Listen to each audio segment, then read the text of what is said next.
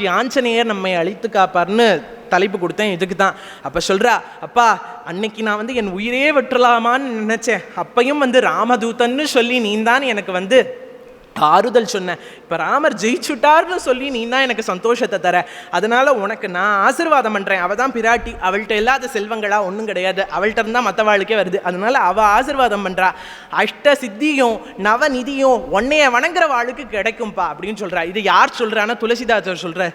அஷ்ட சித்தி நவநிதி கேதாதா அசபரதீன ஜானகி மாதா ராம ரசாயன துமரே பாசா सदा रघु रघुपति के दासा राम लक्ष्मण जानकी जय बोलो हनुमान की.